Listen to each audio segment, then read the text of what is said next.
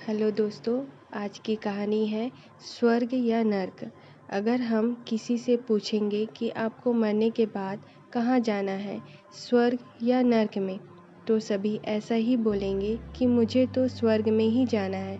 तो क्या स्वर्ग में ही सिर्फ वही लोग जाते हैं जिन्होंने अच्छे कर्म किए हैं? क्या नर्क में वही लोग जाते हैं जिन्होंने बुरे कर्म किए होते हैं? ज़्यादातर लोगों को यही लगता है कि जिसने अच्छे कर्म किए हैं वो स्वर्ग में जाते हैं और जिसने बुरे कर्म किए हैं वो सब नर्क में जाते हैं। अगर आपको भी ऐसा लगता है तो ये कहानी आपको ज़रूर सुननी चाहिए। ये कहानी है एक साधु और नर्तकी की। किसी छोटे से गांव में साधु रहते थे और उस साधु का काम गांव के लोगों को उपदेश देना था। उसी गांव में एक नर्तकी रहती थी।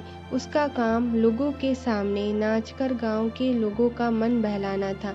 एक दिन गांव में कुछ कुदरती आफत आ गई और ये साधु और नर्तकी दोनों उस कुदरती आफत में मर गए। मरने के बाद जब ये दोनों यमलोक पहुँचते हैं तब इनके कर्मों और उनके पीछे छिपी भावनाओं के आधार पर इन दोनों को स्वर्ग या नर्क में भेजने की बात होती है। साधु को खुद को स्वर्ग में ही आश्रय मिलेगा इस बात का अंदाजा था। दूसरी तरफ नर्तकी के दिमाग में ऐसा कुछ भी नहीं था। उसे तो सिर्फ फैसले का इंतजार था। तभी घोषणा होती है कि नर्तकी को स्वर्ग दिया जाता है और साधु को नर्क।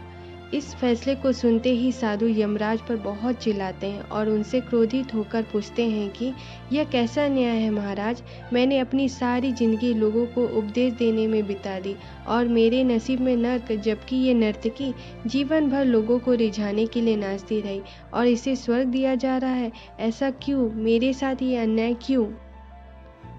यमराज ने साधु को शांति से उत्तर देते हुए कहा कि ये नर्तकी अपना पेट भरने के लिए नाचती जरूर थी, किंतु उसके मन में यही भावना थी कि मैं अपना कला को ईश्वर के चरणों में समर्पित कर रही हूँ, जबकि तुम लोगों को उपदेश देते हुए भी यह सोचते थे कि काश तुम्हें भी नर्तकी का नाच देखने को मिल जाए।